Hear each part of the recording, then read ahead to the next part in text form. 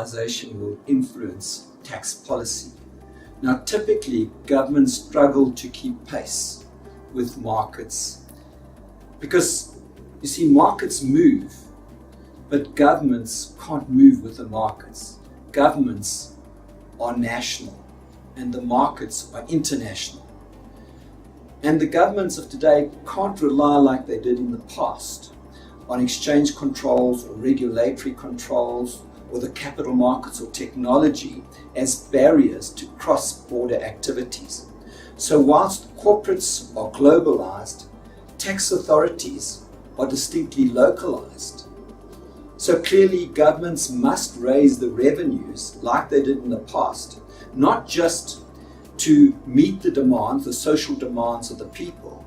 Those demands are increasing, and yet the movement of capital from the continuing economy that was in those countries to the free-flowing international economy is just growing and growing.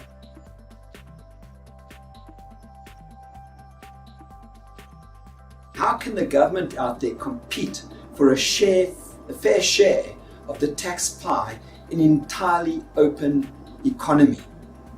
And this issue is particularly relevant when it's clear that governments introduce policies that are designed to try to attract capital to make it flow into their economy so that they can meet the demands that this post-global capital crisis economy presents to them.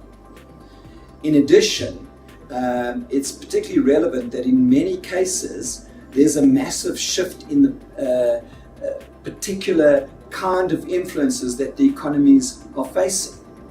For example, the digital economy. How do you tax the digital economy?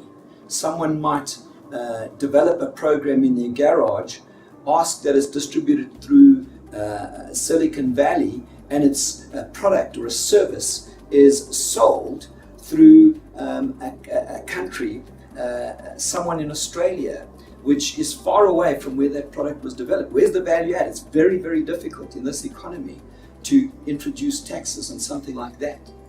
So one has to recognize it's a vastly different economy to the industrial age.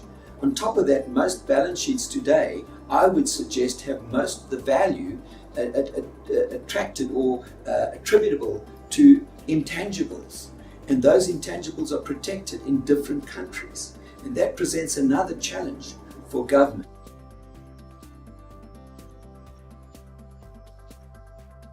Now, I think there's got to be a response from governments. It could be in a number of ways. I'll suggest three. The one, they could return to isolationism.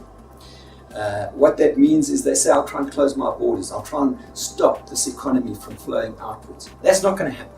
I just think that would kill the economy in a global environment that we live in. The alternative is perhaps the governments could cooperate to have a more conformed type of tax system, something that we'll call harmonization of the tax systems. I suspect that's going to happen, probably between the bigger countries. What they'll do is they'll put a tax system together where the bigger areas that are more important to tax in harmonization will be taxed like that. The purpose of that is to stop capital, which is flowing unnecessarily between countries, or avoidance of taxes arising. It'll be dealt with so that companies who flow capital for unnecessary reasons between different jurisdictions will find that they're taxed in the same way. That's going to be hard to introduce quickly, and I think what certainly is going to be more likely to happen on a quicker basis will be the fact that there'll be a greater exchange of information. There'll be much more transparency. And we'll see it happening. We already see it happening in terms of the way that the G8, the G20 are talking, in the way what happened in the Davos conference that we had recently. We must recognize that this kind of transparency will be so effective just because we're seeing technology at the level it is at the moment. They can interrogate information, not just because the governments are prepared to share information, but because technology can interrogate information. And I think that's going to make it almost impossible for companies not to have the entire tax information completely transparent between every country in which they operate.